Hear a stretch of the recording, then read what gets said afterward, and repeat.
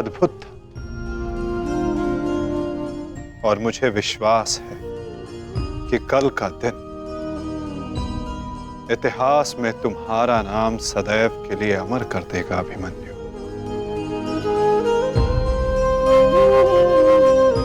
इतिहास से पूर्व मेरे पुत्र ने अपनी छवि मेरे मन में अमर कर दी है। 14 वर्षों के पश्चात आज पहली बार मन को एक शीतलता पहुंची कि मेरे पुत्र ने मेरे साथ हुए अपमान और अत्याचार का भान उस दुर्योधन को करवाया। मेरी आत्मा को जैसे एक वस्त्र का संबल मिल गया। इसके लिए मैं सदैव के लिए अभिमन्यु की ऋणी रहूं। जीवन तो पल पल में है सखी, जिस पल को जी लो वही जीवन होता है। आज तुम प्रसन्न हो, जी लो सखी, आज का दिन जी लो। कल का दिन तो अभिमन्यु के जीवन का अंतिम दिन होना चाहिए और स्मरण रहे, सरल मृत्यु नहीं देनी है उसे। मृत्यु आने की पीड़ा का आभास कराना है और जब तक वो भूमि पर रेंगता हुआ दया की भीख ना मांगे, मृत्यु नहीं आनी चाहिए उसे। वो मृत्यु मांगेगा और मैं हर पल उसे मृत्यु और जीवन के बीच में झुलाऊंगा मैं उसे। असंभव युवराज, जब तक युद्ध भूमि में पांडव उपस्थित हैं तब तक अभिमन्यु तक पहुंचना असंभव होगा। वैसे भी उन्हें ज्ञात होगा कि आज आपके साथ जो हुआ उसका प्रतिशोध आप अवश्य लेंगे। इसी कारण अभिमन्यु तक पहुंचना इतना सरल नहीं होगा।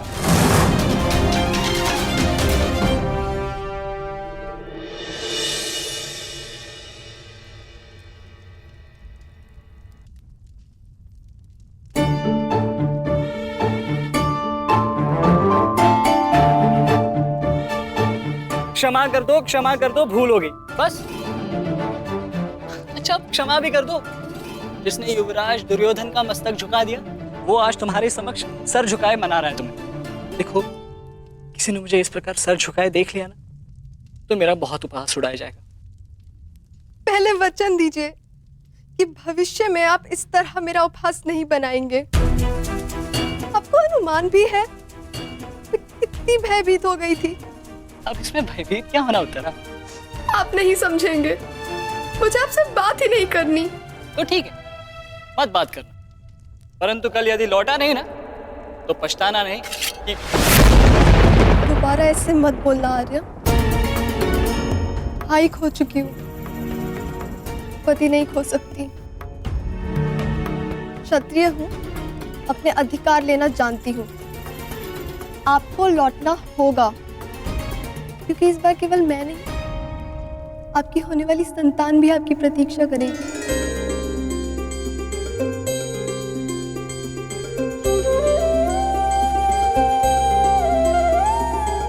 सत्य उत्तरा?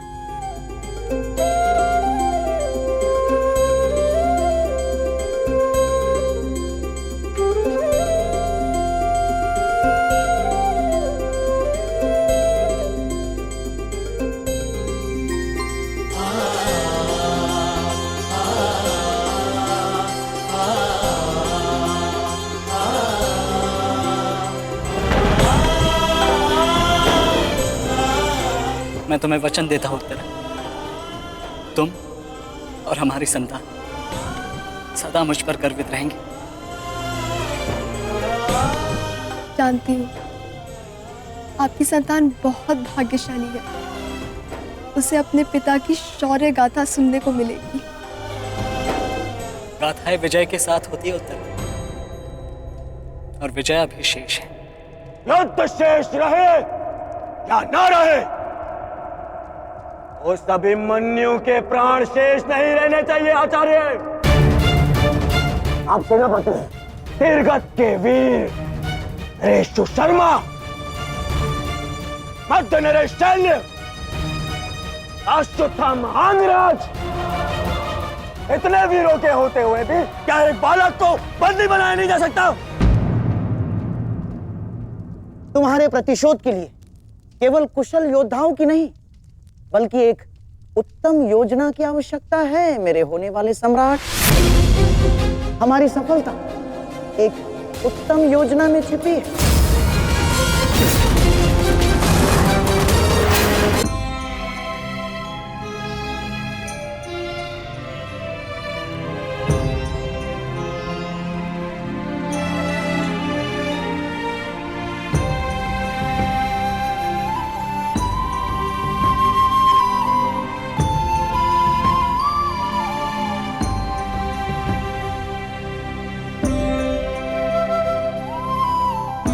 ऐसा क्या है जो आप चाहकर भी मुझसे नहीं कह पा रहे हैं सखा? ये रात का अंधकार भी आपके मुख पर आए हुए भाव मुझसे नहीं छुपा सकता। रात्रि के बाद दिन आता है सखी, उसी प्रकार जीवन के पश्चात मृत्यु आती है। सुख के बाद दुख आता है और यही सृष्टि का नियम है। हमें अपने जीवन में सबके लिए तत्पर रहना चाहिए सखी।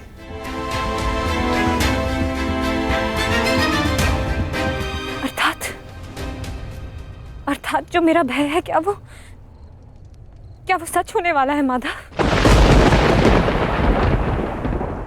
क्या कल पांडवों के साथ कुछ अनिष्ट होने वाला है?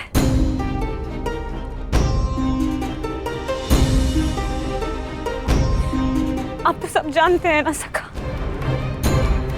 बताइए मुझे, बताइए मुझे।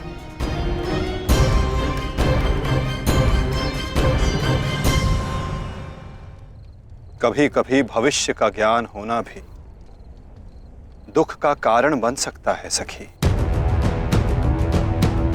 यदि समय के अनुसार मनुष्य को सत्य का ज्ञान हो तो वो स्वयं को संभाल सकता है। और आज तुम्हारी प्रसन्नता का दिन है सखी। आज तुम्हारे पुत्र ने तुम्हारे अपमान का प्रतिकार किया है।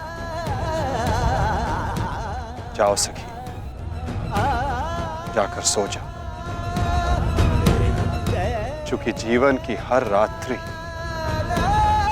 सदैव सोने के लिए नहीं होती।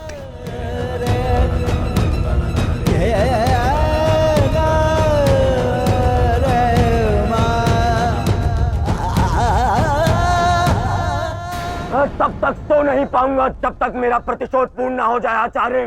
प्रतिशोध की आग में कोई और भी जल रहा है। युवराज दुर्योधन,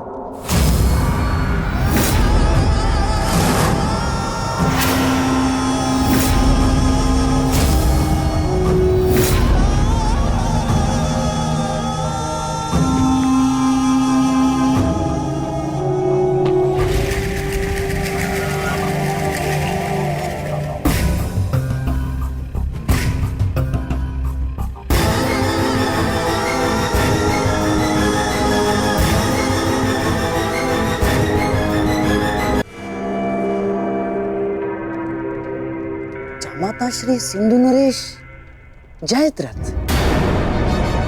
भूल को क्षमा किया जा सकता है, अपराध को नहीं। इस सम्मान के पश्चात विचलित बचा तो ऐसा भयंकर प्रतिशोध होगा कि तुम पांचों की आत्मा कांप उठेगी। प्रतिशोध लूंगा। कल तुम्हारे साथ साथ मेरा प्रतिशोध भी पूर्ण होगा और मैं सम्मान सहित तुम्हारी बहन दुशला को अपना मुख दिखा सकूंगा।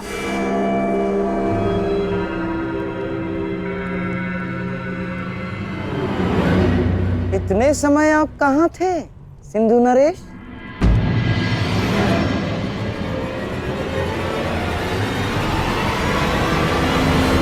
अपने अपमान के प्रतिशोध का प्रबंध कर रहा था।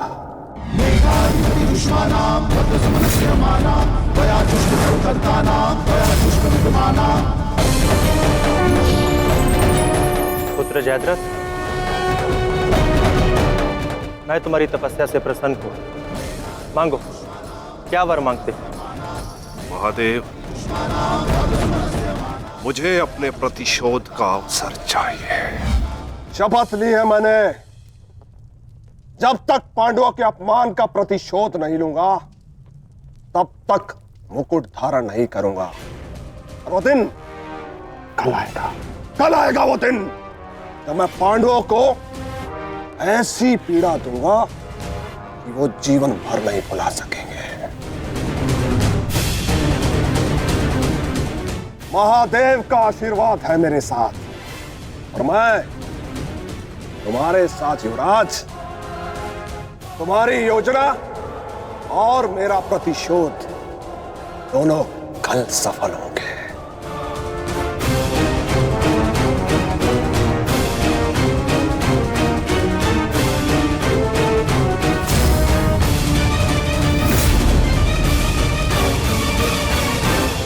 हर हर महादेव, हर हर महादेव।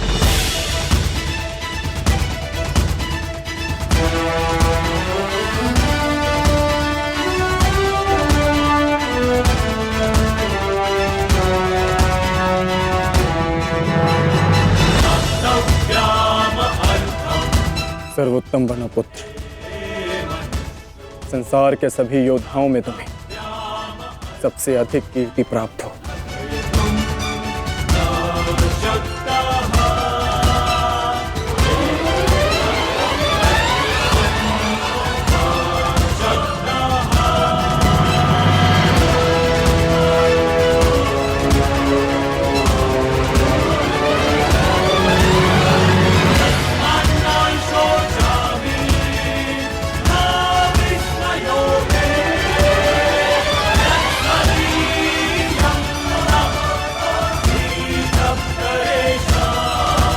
आशीर्वाद दीजिए मामाश्री कि मैं विजय श्री प्राप्त कर लूं।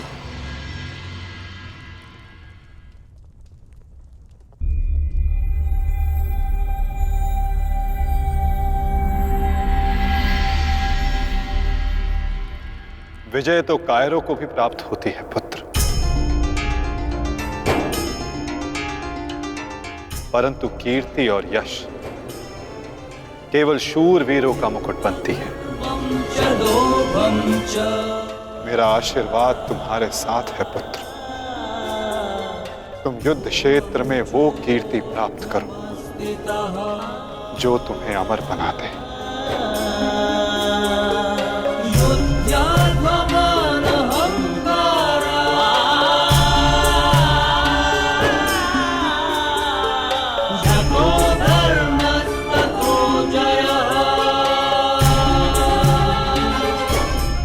आशीर्वाद दीजिए मामाश्री कि मैं विजय श्री प्राप्त कर लौटूं। मेरा आशीर्वाद तुम्हारे साथ है पुत्र। तुम युद्ध क्षेत्र में वो कीर्ति प्राप्त करो जो तुम्हें अमर बना दे।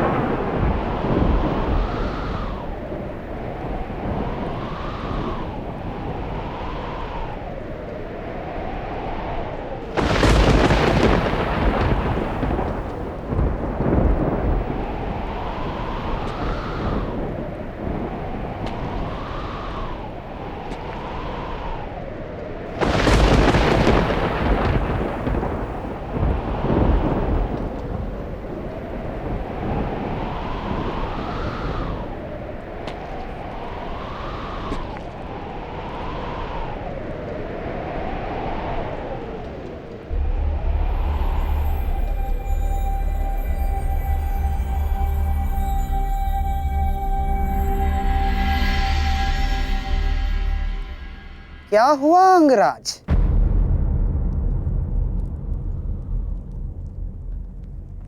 सूर्यदेव से आप ये प्रार्थना तो नहीं कर रहे हैं कि वो उदित ही ना हो? अर्जुन को दिया वचन आपको पूर्ण करना होगा अंगराज। सूर्यास्त का बहाना बनाकर कहीं आज भी शत्रु को जीवित छोड़ देने का मन तो नहीं बना लिया आपने?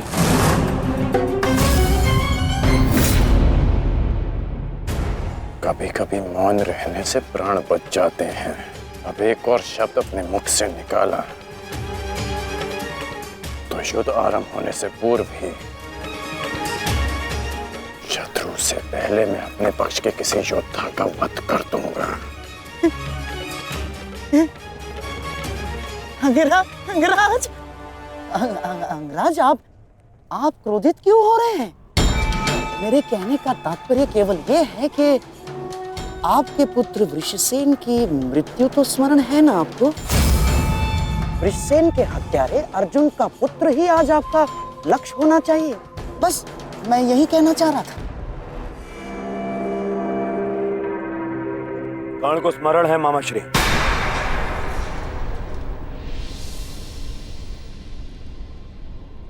और मुझे भी।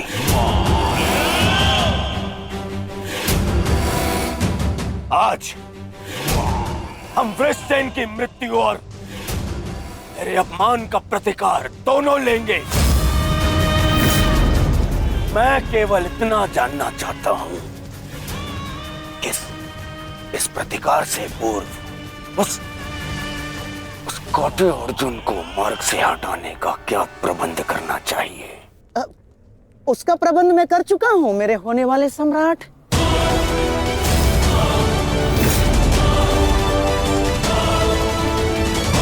महाराज, त्रिगत नरेश सुशर्मा अवसर का लाभ उठाने के लिए एक विशाल सेना के साथ विराट पर आक्रमण करने जा रहे हैं। विराट नगर को सहायता की आवश्यकता है। शीघ्र कुछ कीजिए। मुझे शीघ्र ही विराट प्रस्थान करना होगा। किंतु महाराज, इतने कम समय में आपका विराट पहुंचना असंभव है। केवल वासुदेव में ही वो क्षमता है जो वायु गति से रथ चलाकर अर्जुन के साथ वहां पहुंचे। हमें आपकी सेना की आवश्यकता है और अर्जुन अकेला ही उन सब के लिए पर्याप्त है। किंतु अर्जुन की अधिक आवश्यकता यह रणभूमि में है। परंतु महाराज, आप वहां बहुत से परिवार, स्त्री और बालक संकट में। एक समय था जब विराट राज ने हमें अज्ञातवास में शरण दी थी। आज वो समय आ गया है कि हम उसका ऋण चुका सकें।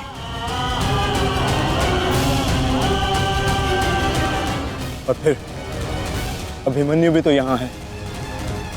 मुझे इस पे पूर्ण विश्वास है। और मैं आपको विश्वास दिलाता हूँ पिताश्री कि युद्ध भूमि में आपकी कमी शत्रु को अनुभव नहीं होगी।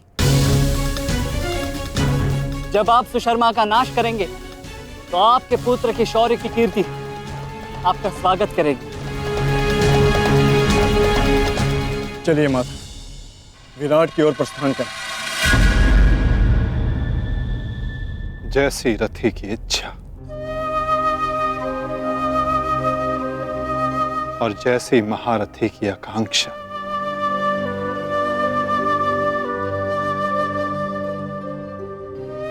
आओ पार्थ।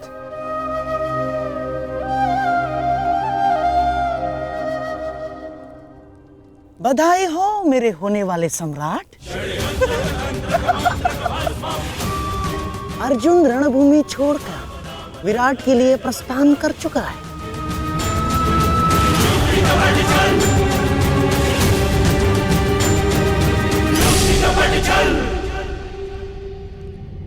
आचार्य द्रोण, समय आ चुका है। हमारी सेना को अपनी योजना अनुसार सज्ज कीजिए। किस प्रकार चक्की का पत्थर एक ही चक्कर में अन्न के दानों को पीस देता है, उसी प्रकार हमारी यह सेना शत्रु सेना को एक ही चक्कर में पीस देगी युवराज। और अपनी सेना के नाश को रोकने के लिए आएगा वो देखो महावीर, अभिमन्यु और वहां हम उसके प्राण फाड़ लेंगे, जिसने मुझे अपने बाणों के चक्र में फंसाया था। आज वो फंसकर मरेगा हमारे चक्रव्यूह में। युद्ध का 13वां दिन।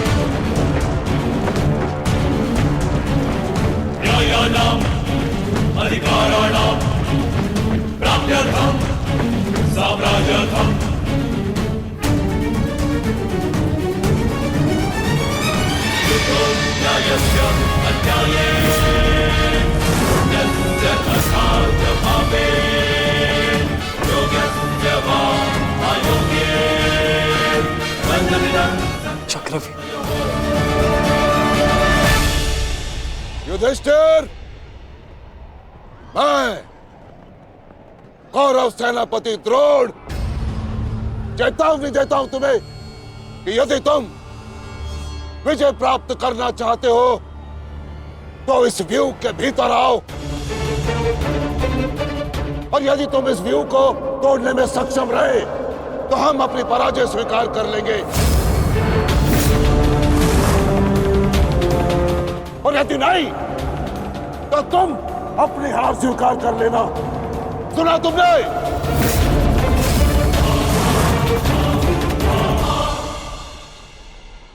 आचार्य द्रोण, हम अवश्य ही इस चक्रव्यूह को ध्वंस कर देंगे।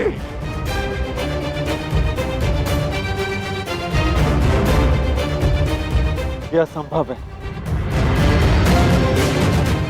चक्रव्यूह युद्ध का सबसे कठिन और सबसे विनाशकारी व्यूह है। इसका हल केवल अर्जुन के पास है। यह आचार्य द्रोण की योजना थी, इसीलिए अर्जुन को युद्ध भूमि से दूर किया गया।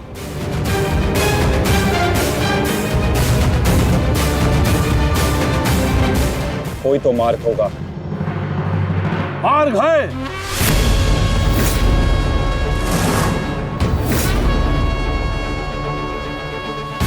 मैंने भी उसी आचार्य भारद्वाज से चक्रव्यूह भेदन सीखा है, जिस आचार्य भारद्वाज से उस द्रोण ने चक्रव्यूह की रचना सीखी।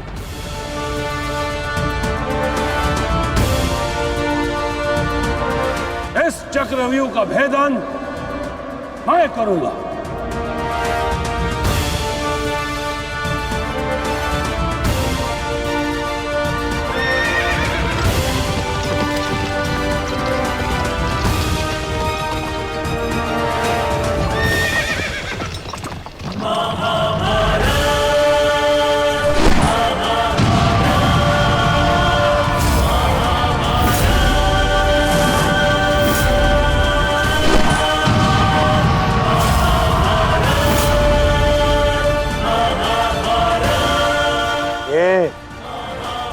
क्या है आचार्य?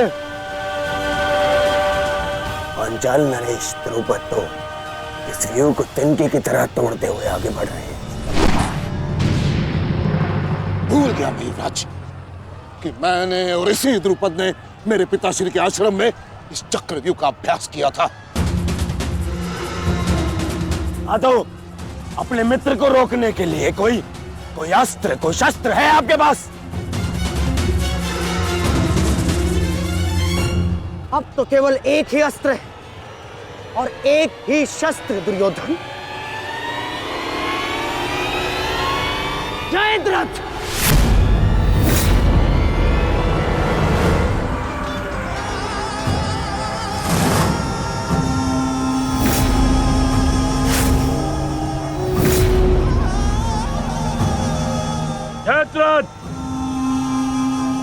कदाचित द्रौपदी के पतियों द्वारा किया गया अपमान भूल गए हो तुम।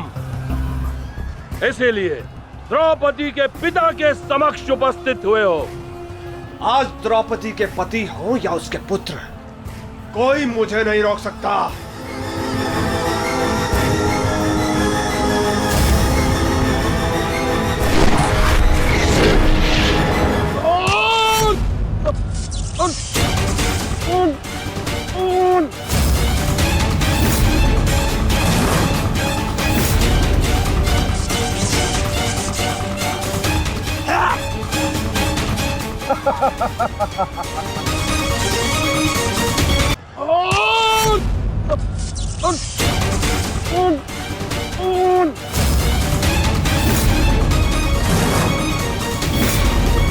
आगे बढ़ो पांडवों, अन्यथा अपनी सेना का विनाश देखो।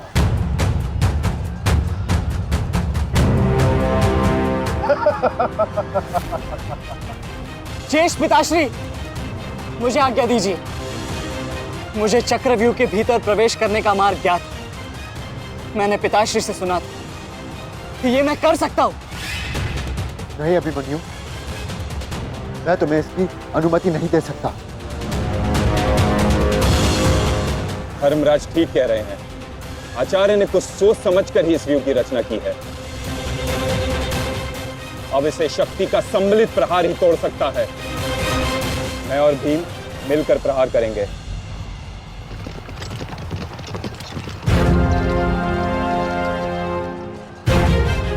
देखिए ने मामा श्री, कृष्णधुम और भीम स्वयं आक्रमण कर रहे हैं।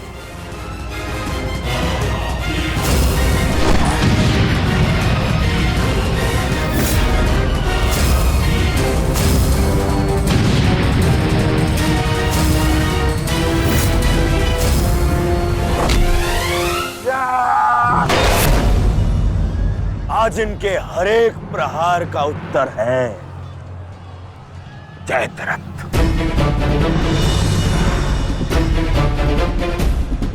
चक्रव्यूह में प्रवेश करने से पूर्व मुझसे नहीं मिलोगे मित्र? स्मरण है ना 5 चोटियां? आज उसी के प्रतिकार का दिन है। प्रभु, मैं चाहता हूं कि युद्ध भूमि में किसी एक दिन सभी पांडवों पर विजय पा सकूं। सब पांडवों पर विजयी होने का आशीष नहीं दे सकता जयद्रथ, क्योंकि अर्जुन को मैंने पशुपतास्त्र दिया। मेरा ही